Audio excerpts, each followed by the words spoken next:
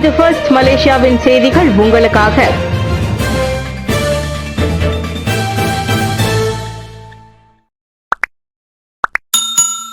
Police அதிகாரி தாக்கப்பட்டது இழிவான ஒரு செயல். பிரதமர் நாங்வாங்கி மாவட்ட போலீஸ் தலைவர் ஏசிபி சுசில்மி எஃப்என்டி மீது பொறுப்பற்ற தரப்பினரால் நடத்தப்பட்ட தாக்குதலை பிரதமர் ஸ்ரீ அன்வார் இப்ராஹிம் கண்டித்துள்ளதோடு இது ஒரு இழிவான செயல் என்று கூறியுள்ளார்.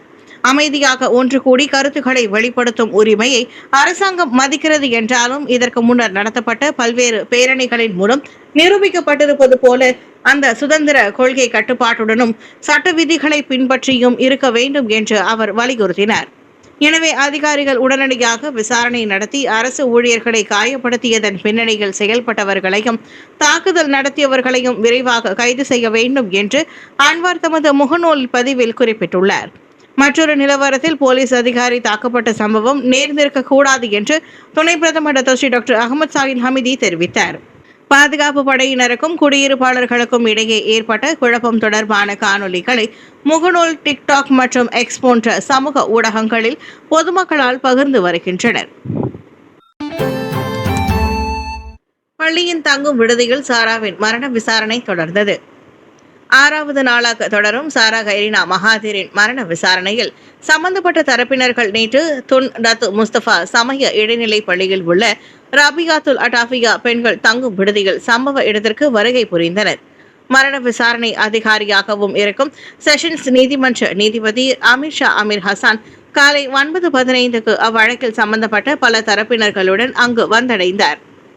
முன்னதாக காலை 8:29 மணிக்கு அரசு தரப்பு 2வது துணை வழக்கறிஞர் ஃபடிகோஸ் சமான் அகமது தலைமையிலான அரசு அதிகாரிகள் விசாரணைக்கு அந்த விடுதிக்கு சென்றனர். தடயவியல் போலீஸ் குழுவும் சபாவின் மலேசிய தீயணைப்பு மற்றும் மீட்புத்துறை JVPMமும் சம்பந்தப்பட்ட அப்பள்ளி வளாகத்திற்குள் நுழைவதை காண முடிந்தது. சாரா கைரினா மரணம் குறித்த தெளிவான காட்சி படத்தை பெறுவதற்கு இந்நடவடிக்கை மேற்கொள்ளப்பட்டது. குடியிருப்பாளர்களுடன் முதல் டாங்வாங்கி போலீஸ் காயம்.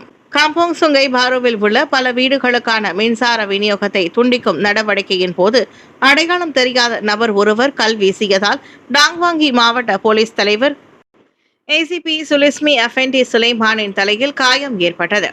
நீதிமன்ற உத்தரவை தொடர்ந்து அப்பகுதியில் உள்ள வீட்டு கட்டமைப்புகளை இடிக்கும் நடவடிக்கை நேற்று மேற்கொள்ளப்பட்டது.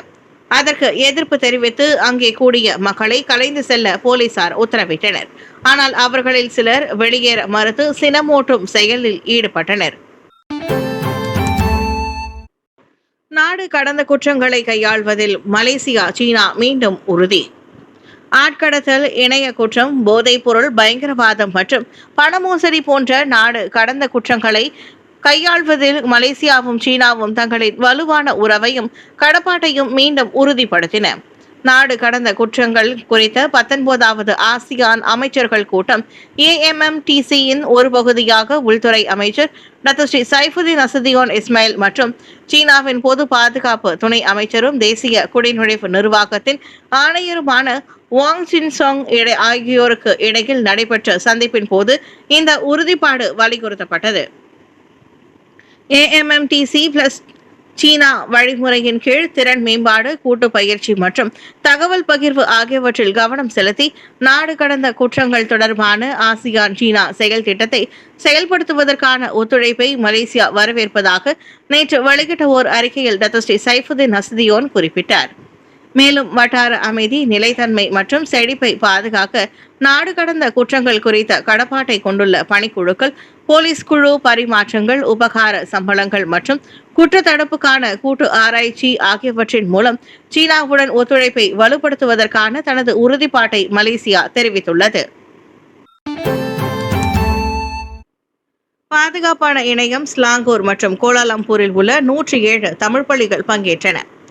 மலேசிய தொடர்பு மற்றும் பல்லுலக ஆணையம் MCMC ஏற்பாடு செய்த பாதுகாப்பான இணையம் மற்றும் என்னும் பிரச்சாரத்தில் ஸ்லாங்கூர் மற்றும் கோலாலம்பூரில் உள்ள மொத்தம் 107 தேசிய வகை தமிழ் பள்ளிகள் பங்கேற்றன.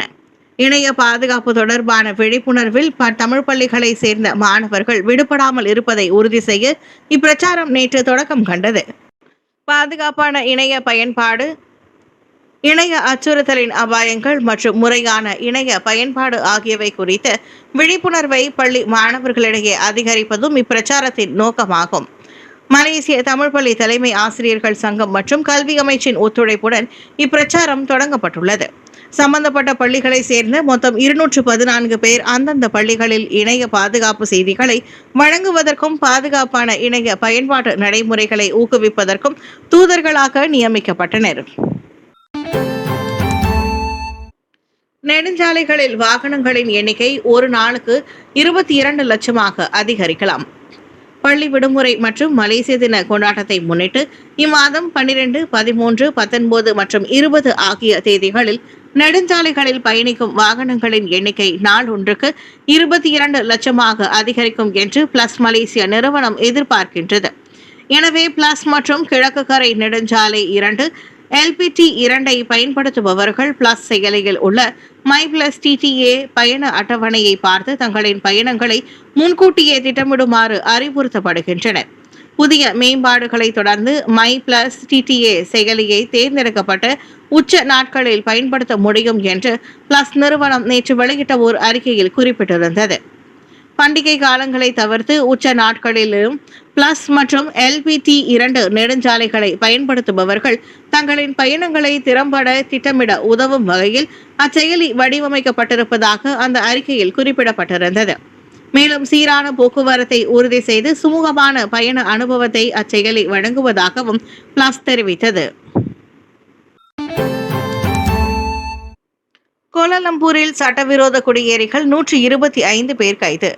நேற்று அதிகாலை கோலாலம்பூர் செத்தாபாக்கில் உள்ள டானாம் கோத்தா என்னும் பகுதியில் மலேசிய குடிநுழைவுத்துறை மேற்கொண்ட சோதனை நடவடிக்கையில் சட்டவிரோத குடியேறிகள் 125 பேர் கைது செய்யப்பட்டனர்.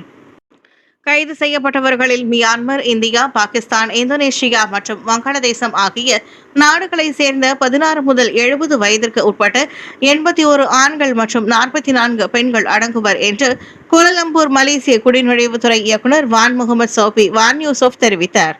சட்டவிரோத குடியேறிகள் என்று நம்பப்படும் வெளிநாட்டினரின் வருகை குறித்து பொதுமக்களிடம் இருந்து கிடைத்த புகார்களை தொடர்ந்து இந்நடவடிக்கை மேற்கொள்ளப்பட்டதாக வான் முகமது சௌபி கூறினார். 2 வாரங்களாக மேற்கொள்ளப்பட்ட உளவு நடவடிக்கையின் அடிப்படையில் 380 வீடுகள் கொண்ட ஒரு குடியிருப்பு கட்டிடம் அடையாளம் காணப்பட்டு 400 பேரை உட்படுத்தி 64 வீடுகளில் சோதனை மேற்கொள்ளப்பட்டதாக அவர் விளக்கினார். முறையான பயண ஆவணங்கள் இல்லாதது மற்றும் அனுமதிக்கப்பட்ட தேதியை விட கூடுதலாக நாட்டில் தங்கி இருந்தது ஆகிய குற்றங்களுக்காக அவர்கள் கைது செய்யப்பட்டனர். கம்போங் சுங்கை பாருவில் அமளி, அமைதி காக்க வேண்டும்.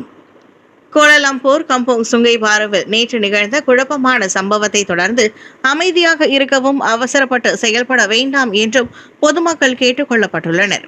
எந்தவொரு நடவடிக்கையும் எடுப்பதற்கு முன்பு அல்லது உண்மை உறுதிப்படுத்தப்படாத தகவல்களை பரப்புவதற்கு முன்பு பொதுமக்கள் அதிகாரப்பூர்வ தரப்புகளிடம் இருந்து உண்மையான தகவல்களை பெற வேண்டும் என்று தேசிய போலீஸ் படை தலைவர் டத்தோஸ்ரீ முகமது காலிட் இஸ்மாயில் வலியுறுத்தினார். நாம் நல்லிணக்கம் நிறைந்த ஒரு நாட்டில் வாழ்கின்றோம். எனவே அனைத்து தரப்பினரின் அமைதியையும் பாதுகாப்பையும் பராமரிப்பதே மிக முக்கியமான விஷயம். எனவே குருட்டுத்தனமாக நடந்து கொள்ளாதீர்கள் என்று கூறுவார்கள். எனவே நீங்கள் பெறும் தகவல்கள் உண்மையான தரப்புகளிடம் இருந்து பெறப்படுவதை உறுதி செய்ய வேண்டும் என்று அவர் கூறினார். நேற்று சட்ட அமலாக்கத்திற்கான 6வது தேசிய தடயவியல் அறிவியல் கருத்தரங்கின் நிறைவு விழாவை தொடக்கி வைத்த பின்னர் டத்தோஸ்ரீ முகமது காலிட் இவ்வாறு கூறினார். இந்த நடவடிக்கையில் ஈடுபட்டதாக நம்பப்படும் 3 ஆடவர்களை போலீசார் கைது செய்ததை அவர் உறுதிப்படுத்தினார்.